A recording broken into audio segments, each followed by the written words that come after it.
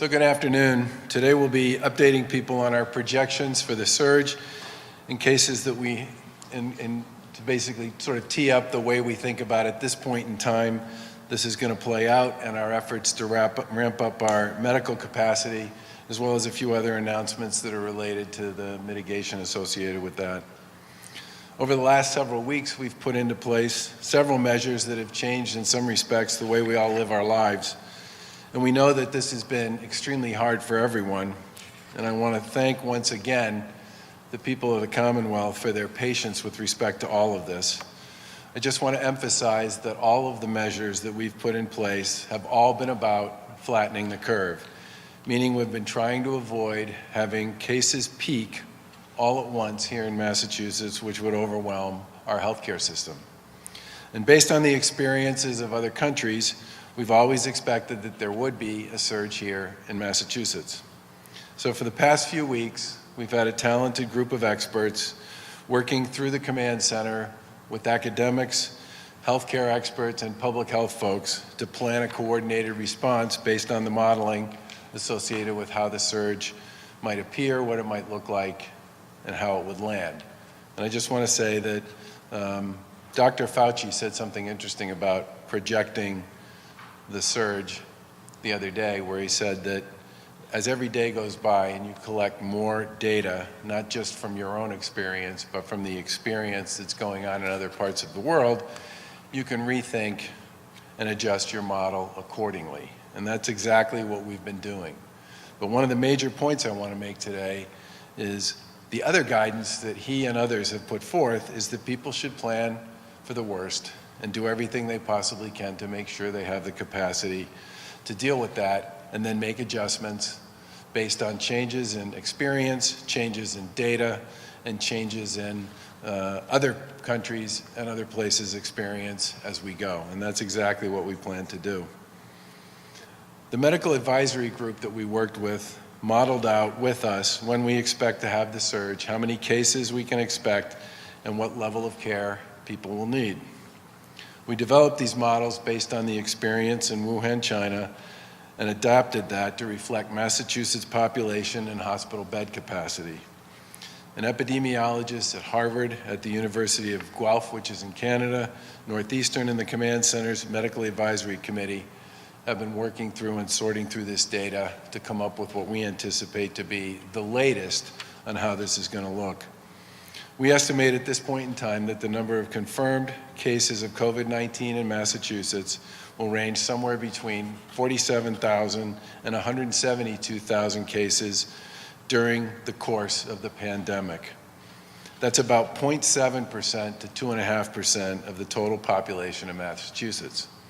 And at this time, the modeling indicates that hospitalizations would potentially peak between April 10th and April 20th.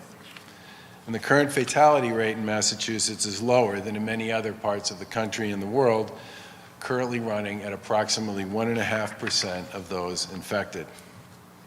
It's important to remember, as we've said many times, that roughly 80% of those who do become affected have flu-like symptoms, and that many have no symptoms at all. While this model is based on Wuhan's projections, we do anticipate Massachusetts' trajectory could differ for several reasons. For example, in Massachusetts, we have lower population density. We enacted strict social distancing standards and rules sooner than they did there. And we have a lower smoking rate. Our team also reviewed how COVID-19 impacts other states and other countries around the world and lined our projections and expectations up against those. And based on the projected infection rates, our team went to work figuring out what peak medical demand would look like and what it would require to support it. For example, how many people will need to be hospitalized, how many will need intensive care or equipment like ventilators, and for how long. Secretary Sutters and our administration have been actively engaging with our hospitals and the Massachusetts Health and Hospital Association on this issue for several weeks, so that we all are basically working off a similar playbook with respect to what's required to meet the projected need. As I've said many times, we're fortunate to be home to some of the best hospitals and best healthcare leaders in the country with extraordinarily talented medical teams. And just as hospitals plan for an increase in patients suffering from the seasonal flu every single year, we're now planning for COVID-19 with them, but at a much greater scale. We've taken steps to provide hospitals with the flexibility that they need to significantly expand their ICU capacity. We're also asking our academic medical centers and teaching hospitals to expand their ICU capacity. We believe that after hospitals execute on their surge plans, that is, what they believe they need to do with their current resources to add beds, staff, and equipment, more beds will still be needed for both intensive care and for acute care here in Massachusetts. And based on our projections, we believe we need to expand capacity of ICU beds by approximately 500 beds in the coming weeks. And based on our projections, we also know we need more ventilators. And as we've said before, we've been chasing supplies from the federal government and through other sources to deliver ventilators that we've requested. They will obviously be critical to closing that gap. In addition, we're also aiming to find or build out an additional 750 to 1,000 beds using field hospital technology, which is a proven approach that's been used around the country and across the world to create additional capacity to deal with fluid situations just like this one.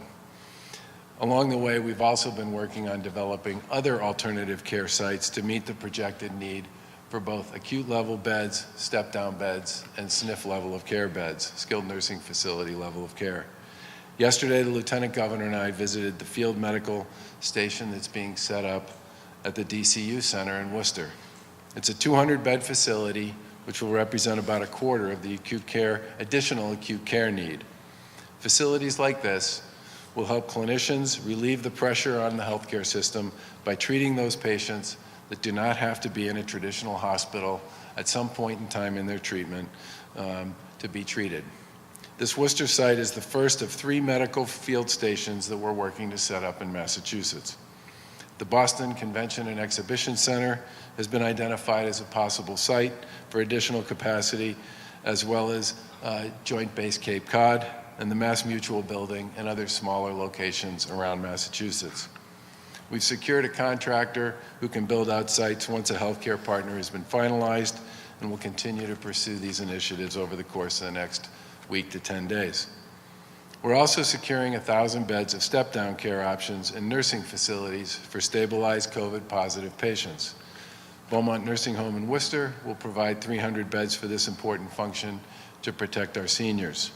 And this step-down plan will help hospitals make room more quickly for new patients once someone gets stabilized. This is a new model we're pursuing based on what we've learned from other areas that have been hard hit by this virus. I'm going to repeat again that we know all models are not perfect, but obviously you need to plan for the worst and hope at the end of the day you don't need to go quite that far. But even with the best planning, we certainly expect our medical system will be stretched. We're going to continue to work around the clock with our healthcare system and with our provider community to prepare for what will likely be a very difficult period. I know there's a lot of information out there for everyone at home. The most important thing I would say is what we've said before, is that we need to continue to pursue the strategies that we've been pursuing to flatten the curve and stretch out and reduce the spread. Stay at home, social distancing, 6 feet apart, wash your hands, hand sanitizer, take this stuff seriously. It is a powerful weapon and has been proven in many cases to be the most powerful weapon of all that we have available to slow the spread of this virus. And if everyone plays their part, we can flatten the curve and reduce the strain on our healthcare system and on our communities. Before I turn the mic over to Secretary Sutters, I just want to comment on some news that broke this morning. I think as many of you know, the Commonwealth received some welcome news, which is a large shipment of N95 masks that will be arriving at Logan Airport later today. Thanks to the generosity and hard work of the Kraft family and many other partners, Massachusetts will receive nearly 1 million N95 masks for our frontline healthcare workers, emergency professionals, and first responders. Most of that shipment will arrive tonight, with more on the way shortly after. I want to extend my sincerest gratitude to our partners in this, and there were many. Ambassador Wang Ping, Chinese ambassador out of New York, played a major role. Dr. Jason Lee, Jean Hardigan, our partners on the ground in China, Tencent, and our COVID-19 Command Center. This was a collaboration between US and Chinese governments and private sector folks and required a lot of support from many entities and agencies along the way. We're grateful that the Patriots plan was able to land in China, load up, and return quickly to the US. I also want to thank the People's Republic of China for going to the lengths they went to make this humanitarian aid trip possible. Later today, Massachusetts will receive this vital shipment at a most critical time. Some of the masks, as has been previously reported, will be directed to New York and to New York City, where everybody knows they're very much in the throes of dealing with COVID-19, and to Rhode Island as well, where the outbreak continues to spread there. I think, as everybody knows, securing personal protective equipment is a challenge. From masks to gowns to head covers, our frontline workers critically need the right gear to keep themselves and the folks that they're working with safe. The Commonwealth has been chasing these supplies through a variety of supply chains and requesting gear from our strategic national stockpile. We were able to secure this big order of masks from China, which is a great thing, and we're all extremely pleased to have it finally here. But for a variety of reasons, we always will need additional gear. The crafts were terrific. They were a phone call away and immediately went to work on the logistics associated with this and did not stop until they could make it happen. This was a total team effort on every level. There is still, with respect to PPE, much more work to be done, but a momentary success like this along the way and all the community generosity that came with it is something that can help everybody working together and keep people healthy and safe. And for that, we are all enormously grateful. And with that, I'm going to turn it over to Secretary Sudders.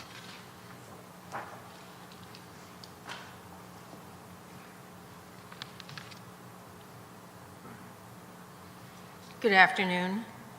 In addition to the news that the governor just shared about the extraordinary effort today in delivering so much N95s to the Commonwealth of Massachusetts and for Rhode Island and New York, I also want to say that MEMA and DPH today will be delivering over 100 shipments of PPE to hospitals, nursing homes, police, fire, EMS, cities, and towns.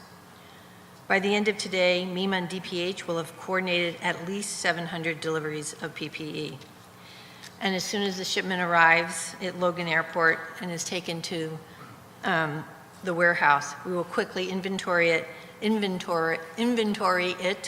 as well as get it ready for quick delivery out to our hospitals and others. In addition to trying to chase down every supply chain, we're also trying to determine what we can do to ensure we have sufficient supplies of N95 in the Commonwealth of Massachusetts. So working with partners in the Mass Hospital Association, Partners Healthcare has been able to secure the Battelle N95 decontamination system that, as some of you know, has received national press attention. It's scheduled to be operational in the Boston area by Monday, April 6th, and I really want to give a shout out to Partners Healthcare. The Battelle system uses FDA-approved N95 decontamination technology.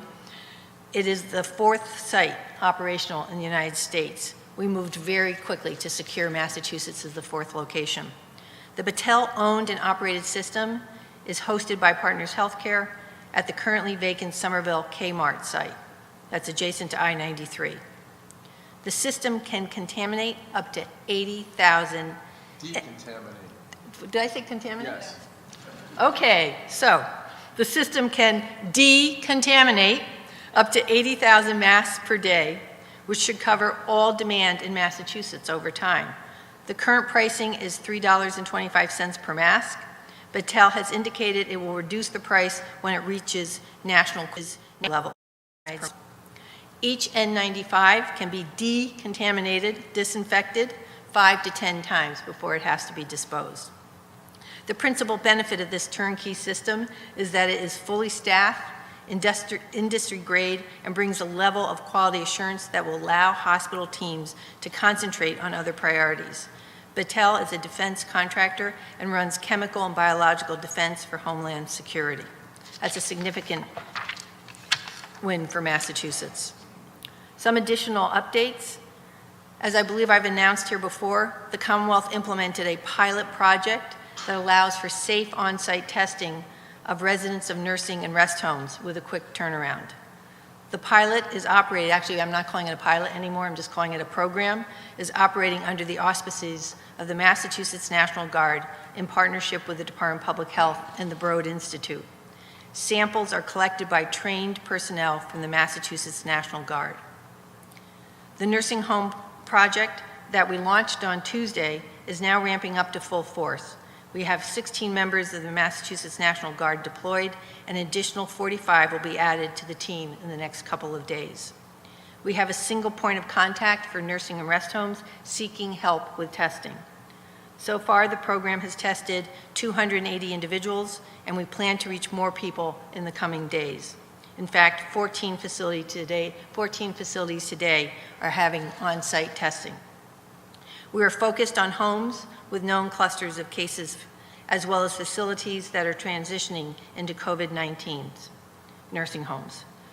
We've issued guidance instructing facilities with on-site medical staff, so if facilities have on-site medical staff, we've issued guidance to them that they can swab their own residents, and we will provide the sampling kits. This will help our National Guard testing team reach as many nursing homes as possible. Massachusetts has a total of 700 long-term care facilities, including 380 nursing homes, 255 assisted living residences, and 62 rest homes. We've identified COVID clusters in about 78 facilities, and as you know, as COVID-19 continues to evolve, that number will change across nursing homes, rest homes, soldiers' homes, and assisted living residents. And we will be publishing the data about this in the coming days. We know that older residents, particularly living in long-term care facilities, are at high risk.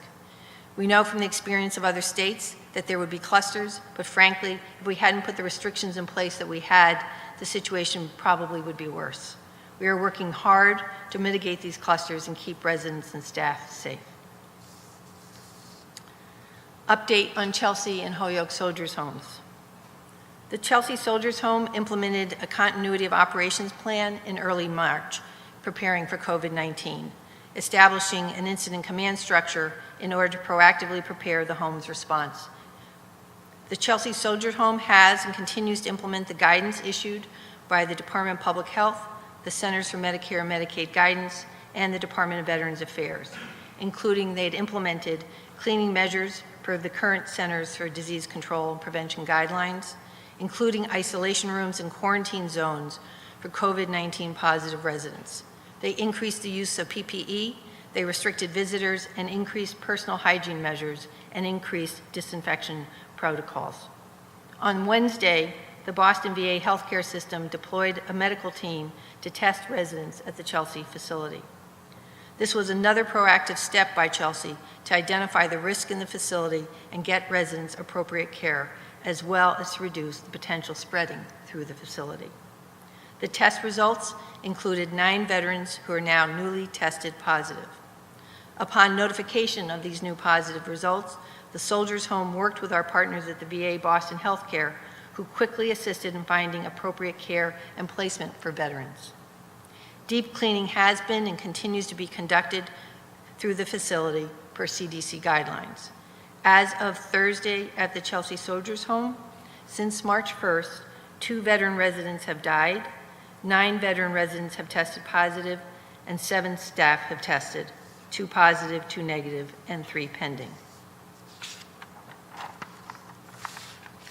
At Holyoke, testing has now been completed for all residents, and the results are coming in.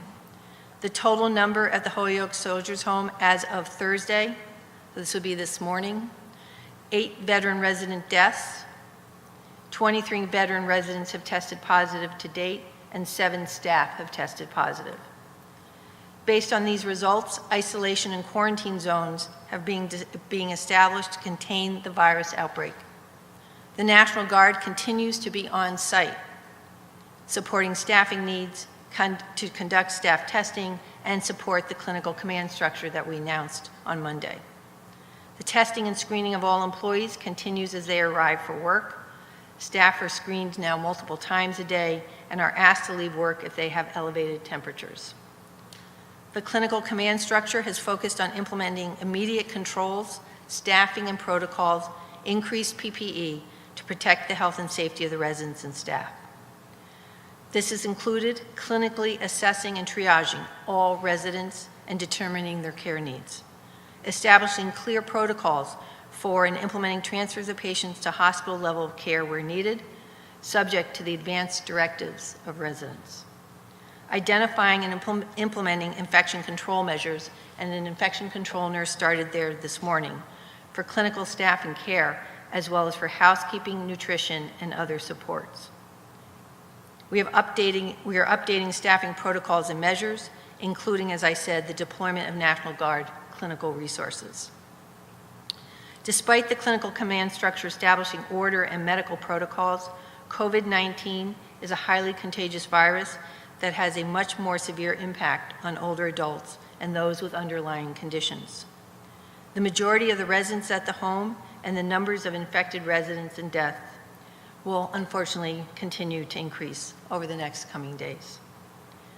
Families have been able to reach out to the Soldiers Home in Holyoke using a family-dedicated hotline and an email inbox to check in on their relatives and loved ones. And it's available 6 days a week, and obviously the email is 7 days a week. Thank you, Governor.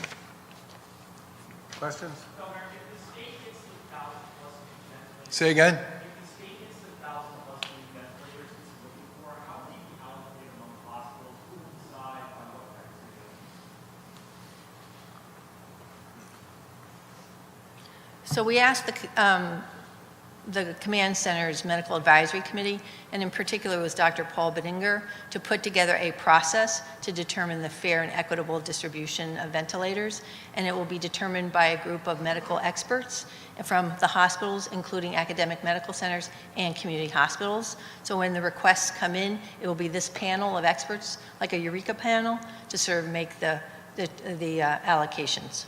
Secretary, have there been any concerns about ventilators that may be faulty? There's just some ventilators that have gone out from the federal government, ended up not working, and needed to be repaired. So we have repeatedly requested for ventilators from the federal government, and we've actually increased our ask today. So we've not yet received any ventilators, and of course, any ventilators that come in will immediately go to hospitals to be tested before that they would be utilized. And how many was the latest ask or request? 1,400 was the first one. Yeah, we requested 1,400.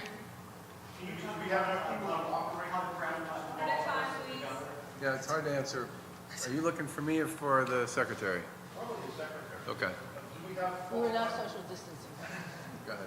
do we have qualified people to operate all of these? So in fact, on the guidelines, one of the things important to the guidelines is also if you had the facility, if you had the equipment, do you have the capacity to operate, to use it? So obviously respiratory therapists is a sort of a new profession, and we all know there are not lots of respiratory therapists. Also nurses who are anesthesiologists, I cannot get the words out today, my apologies. Anesthesiology nurses can also use ventilators. So we are hoping that between respiratory therapists and nurse anesthesiologists that you would have some, you'd have the capacity to use them. And honestly, I want to get the ventilators in Massachusetts and then figure out what we need for staffing in order to use them. Governor, can you share a little bit about the backstory about how the craft got involved versus the federal government? So I'm going to start by saying I will get none of the details on dates correct, okay? Because I feel like March 6th to today has been one day, all right? I don't know. I can't keep track of it anymore. So what I do know is that sometime around the time that we had our 3 million masks that we had ordered through BJ's confiscated in the Port of New York, that at that point it became pretty clear to us that using what I would describe as sort of a traditional approach to this wasn't going to work, and just started calling everybody I could think of who might have the ability to help us access N95 masks, which were clearly viewed at that point. That was the loss. It was 3 million N95 masks that we lost in the Port of New York. So that was clearly sort of goal number one. And it wasn't just about calling people who had connections to or relationships in Asia. We were also calling people who had relationships in Europe, people who had relationships in Canada, people who had relationships in Mexico. I mean, one of the best parts about being in Massachusetts is you have a lot of organizations and individuals who have global networks. Our colleges and universities have global networks. A lot of our businesses have global networks. A lot of our cultural institutions have global networks. So if you start calling these people, you may eventually land on someone who has the ability to help you figure out how to actually put something like this together somewhere. And we eventually landed on some folks who could help us navigate some of the issues associated with how you would do this if you were trying to make a big purchase in China. And then the question became, okay, we have somebody who we think can help us actually execute on a purchase, but then the question becomes, how do you actually get it back? And I didn't want to go through the same exercise we'd gone through previously with the Port of New York, and so we concluded that the best way to make this happen would be if we could find a private trip that we could treat as a humanitarian mission. And that was when I called Jonathan Kraft and said, I think we have a way to access a procurement in China, but I don't know how to get it back here. And we think pursuing this as a private humanitarian mission is a far better way to make this happen than trying to do it through sort of traditional commercial means. And along the way, as I said, Ambassador Wang was incredibly important to making this happen out of New York. The Minister of Foreign Affairs in China was extremely helpful, and a whole bunch of other people, both on this side and on their side, understood the nature of what we were trying to achieve. And Tencent, which is the company that in China that actually had the gear, was the sort of connection point to make it happen once the plane landed there. And I think in many ways, I'm really grateful for everybody who is involved in this, because you combine that shipment with the machine that Secretary Sutter's talked about, and while we will never have enough gear, we are always going to be seeking gear. We have a huge pipeline of additional asks and potential orders and all the rest that's going to play out over the course of the next couple of months. This gives us the thing we have heard time and time again from first responders and emergency medical personnel and nurses and docs and everybody else on the healthcare side, which is N95 gear. And the fact that we'll be able to decontaminate it and use it on an extended basis using an FDA-approved machine that will be located right here in Massachusetts creates a shelf life for that equipment that wouldn't have been possible otherwise. Yeah. Watching this afternoon, obviously concerned, I know you're concerned. You say these people are sitting at home, following your guidelines, and the numbers are escalating. So I'm pretty sure that at some point in the past few weeks, I think it was when we were still upstairs, I talked about the fact that we knew that these initiatives around gatherings and restaurants and businesses and and social distancing, we're going to have a profound impact on our economy. And we knew it, and we said it, and it has. And I think from our point of view, the public health issues, which are in fact public safety issues, that were associated with using the proven mechanisms that had actually slowed the spread and bent the curve in other parts of the world, had to be priority number one. And if you just looked at the data that came especially out of Italy, it was pretty clear that if we didn't do that, we would be overwhelmed in a relatively short period of time. We wouldn't have time to plan. Our healthcare system wouldn't be able to deal with it. And once you get to that point, getting out of it gets much harder. And I think the fact that so many people in Massachusetts have taken seriously these social distancing and stay-at-home advisories and no gatherings and all the rest has in fact helped with respect to our ability to plan for the surge and to create the capacity we're ultimately going to need to deal with it.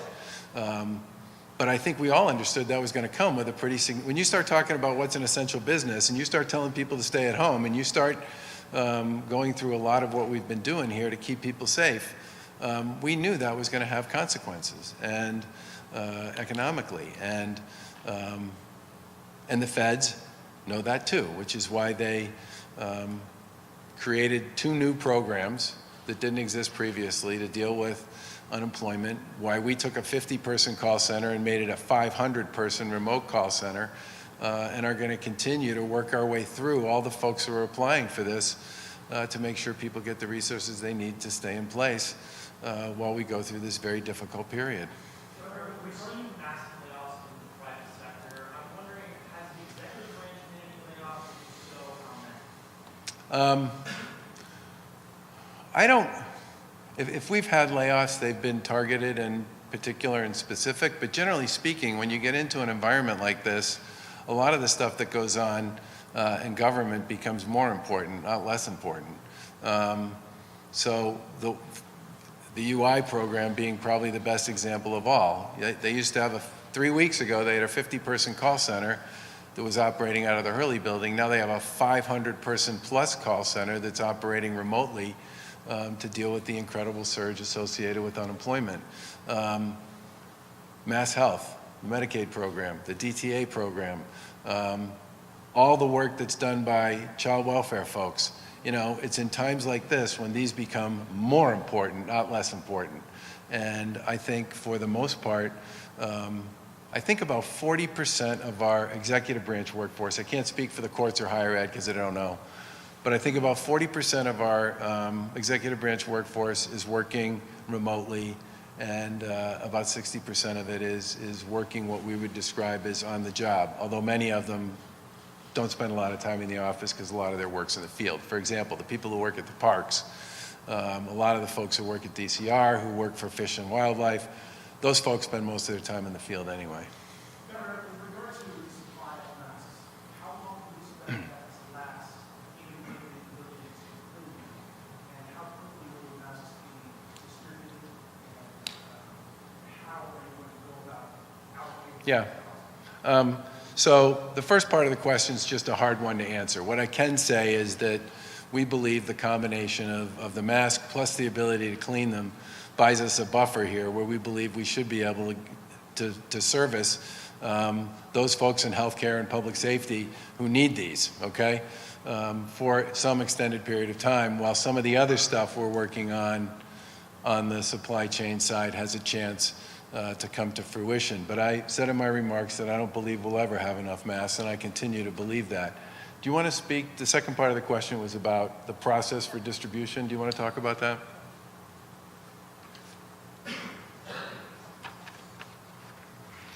So first, the supplies have to arrive. They'll be taken to the warehouse where they will obviously be unpacked and inventoried.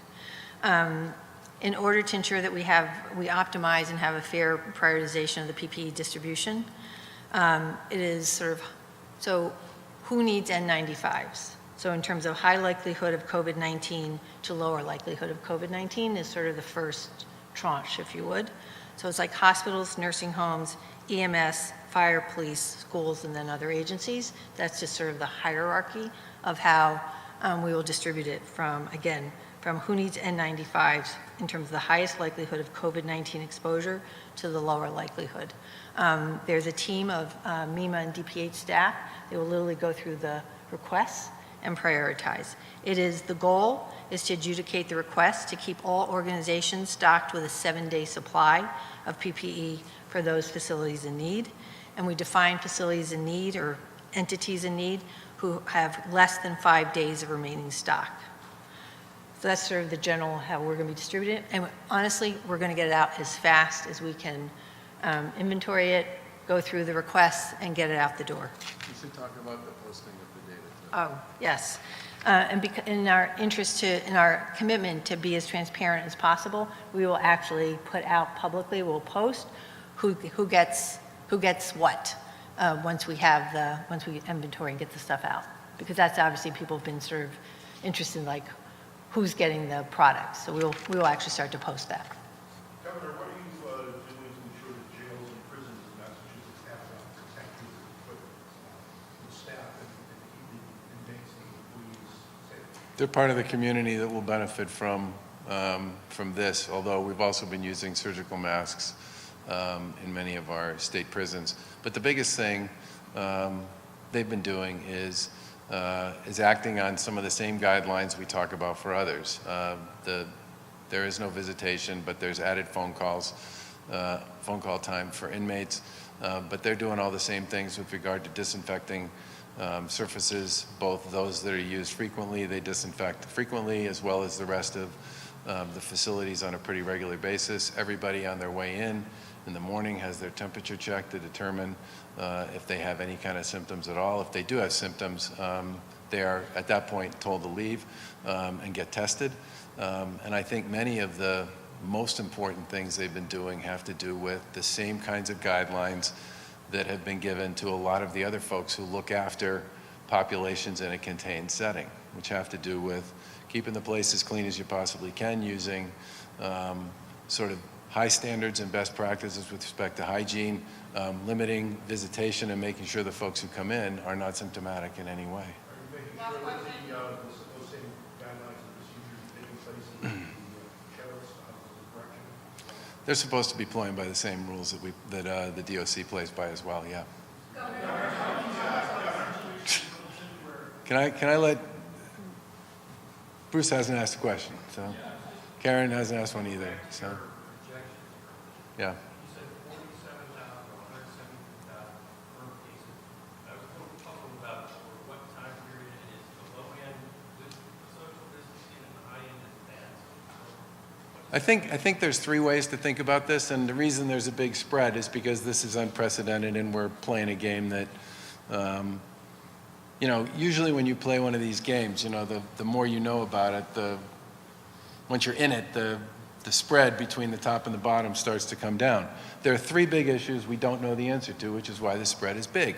The first is we don't know how long it's going to last, right? So that almost by definition creates what I would describe as the upper end. The second is part of this depends on our ability to continue to be able to test and ramp up our testing capability to identify people who are in fact infected, recognizing that some portion of those who are infected are never going to show symptoms, which is a pretty significant issue, and at some point it's going to have to change the way we think about how we come out of this, which we're already starting to talk to the medical advisory group about a bit.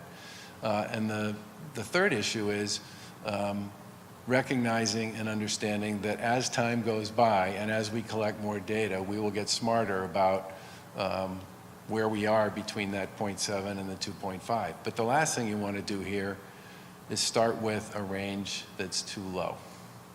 You want to make sure the range is pretty generous so that you have the ability to make sure you're preparing for it in anticipation that it might be bigger and longer than you might have thought at the beginning. I think it's a range. I think of it as a range over time. And over any particular time? It's hard to tell where the end is, right? Because, yeah, I think of it as weeks and months, and it will get narrower the farther into it we get. Just one thing you should all know, with the work we've done to ramp up our testing capacity, we're now the third largest tester in the country. We are certainly not the third largest state by any means. But the only two states that are issuing more tests at this point than we are New York, which is obviously much bigger than us, and Washington, which got into this in a big way about 2 weeks before we did. Testing is ultimate. We'll talk more about this tomorrow when we talk about contact tracing. Testing in the long run, as we continue to build out and build out and build out our testing capacity, is going to be a big part about how we ultimately get our arms around this and create strategies to help us play a little bit of offense and not so much defense with respect to the way we deal with this. But we've gone from being sort of not on the board at all to being one of the largest and most expansive testers in the country. And I'm proud of the work that people have done on that, but we have a ton more to do. Karen hasn't asked a question yet. Okay. MBTA workers are very concerned. Bus drivers especially get hurt. One inspector apparently, well, I know this guy. Yep. This is well, in fact, this whole Hampton Street is, what would you say to see workers who have to work, whether these are workers to work, and really don't have a lot of, much of a barrier between themselves and the public? Well, the first thing I'd say is that, and I've said this before, I get the fact there are a lot of numbers in this conversation, and there always will be, because people need to figure out what the scoreboard they're going to use to keep track of what going on looks like.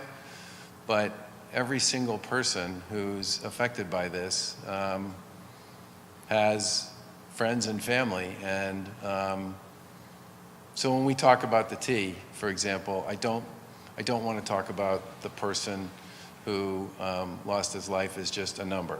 You know, by all accounts, he's a hardworking guy, and his loss is being felt as badly as every other loss is being felt by people who are close to the folks who are unfortunate enough to come down with this and not survive it. The T is pursuing many of the same protocols that other essential businesses are with respect to distancing and hygiene and testing every day on temperature and symptoms and all the rest. I do believe that the essential order had a big impact on the number of people who were traveling on the entire public transportation system. It's pretty much down to this point to people who are in fact essential. Which I think has made all the issues around distancing for folks who are on the trains, the rapid transit system, and the bus much easier to live up to. If we ever do get to the point where we start getting to the other side of this, one of the things we're going to have to make sure we do is ensure that all of our transportation assets continue to maintain what I would describe as appropriate distancing policies to prevent the spread of the infection again.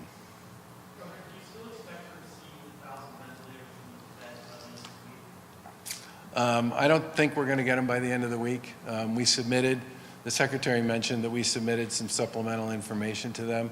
The big thing the feds are trying to figure out at this point, and I'm mildly sympathetic to them on this one, is where they think the next big opportunity or the next big surge is going to be, so that they make sure they deliver sort of just in time. They don't want to be putting them out to people long before they're actually going to be necessary or put into use. Well, we're somewhere, I think, between, as I said in my remarks, between April 10 and April 20 for what we think is going to be the peak of the surge here. Governor, did the Kraft's relationship with the president or the White House in general have anything? I don't know. I don't know. I don't believe so. I mean, it never came up in any of the conversations I had with anybody. It was designated as a humanitarian aid mission, and that helped us in a number of ways. It helped us on the Asia side, but it also helped us with respect to the hopscotch that was played through through the state of Alaska, where the governor of Alaska was terrific about recognizing the humanitarian nature of the mission and made some modest accommodations there to make it possible for us to hopscotch through there to China and back, rest there, and then come home.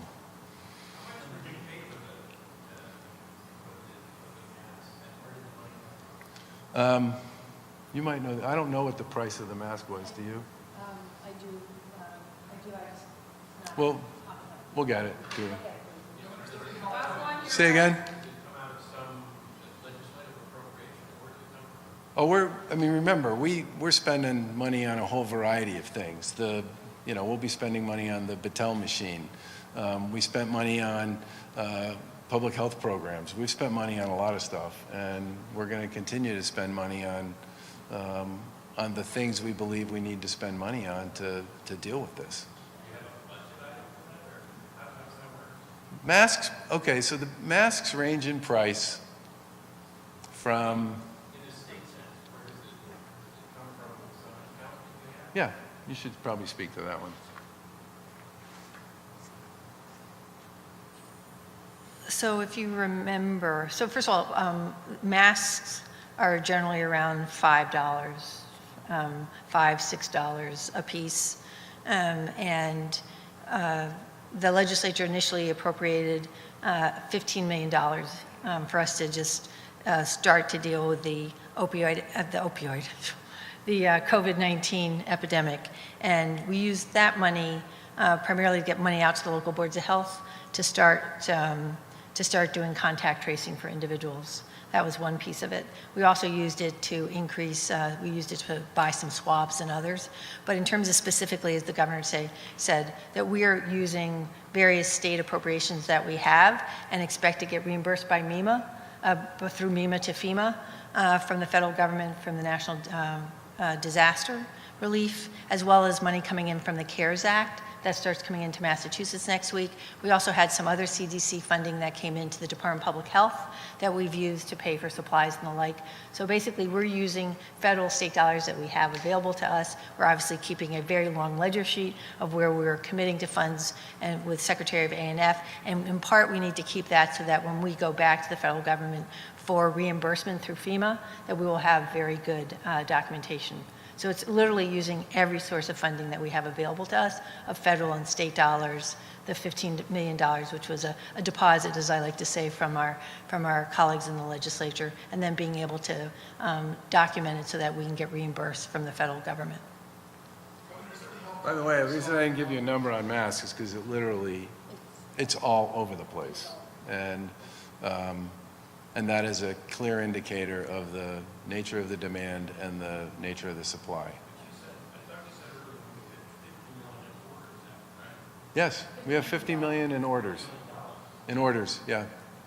But that would all run through the disaster relief declaration that we made.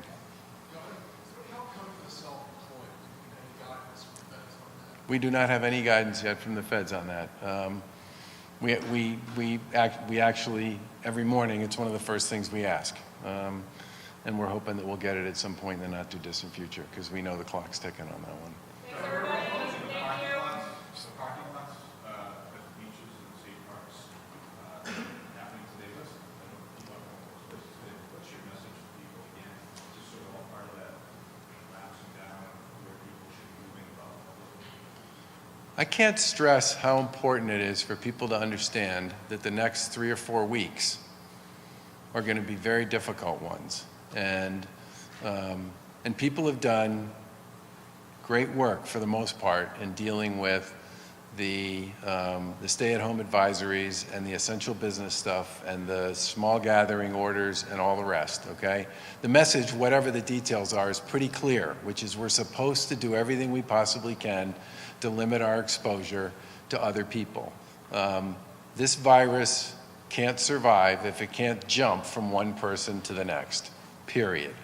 The reason for the order with respect to the beaches, which is basically, at least for the state-operated beaches, a parking ban from this point forward, is we heard from a lot of our colleagues at DCR and from many of our colleagues in local law enforcement and in local communities that people were not abiding by the rules and the guidelines associated with gatherings, distance, pretty much everything at the beaches last weekend. And I heard from several mayors about it. I heard from folks at DCR, and we just simply, most of the time along this, we've tried to respect people's willingness to play by the rules, okay? In this particular case, we got a lot of input from a lot of places that people were not treating any of the distancing rules at the beaches the way they should have been. And our solution to that is if people can't play by the rules, if it's too big a temptation, then we're just gonna get rid of the parking, and if you can walk to the beach, okay, but you better be sure you abide by the rules associated with social distancing and recognize and understand that parking yourself at a beach on a blanket with a barbecue with 15 other people is just an incredibly bad idea at this point in time, given where we are and what's going on. Thanks, everybody. You have an update on Littleton? Secretary, my question is in regards to sorry. and there's an assisted living facility there. Some of the local officials are concerned that there's a violation of protocol after a staff member and one of the residents tested positive. Do you have an update on that? So we have a state epidemiologist and a nurse in constant contact with the Neshoba Valley Continuing Care Center, I believe is the name of it, in terms of ensuring that their protocols are in place. So I don't have a specific to what you're asking, so I'll just need to follow up with you. But we have like daily contact with the assisted living facility in Neshoba Valley about what protocols they're using, and it's a state epidemiologist and a nurse in constant contact with them.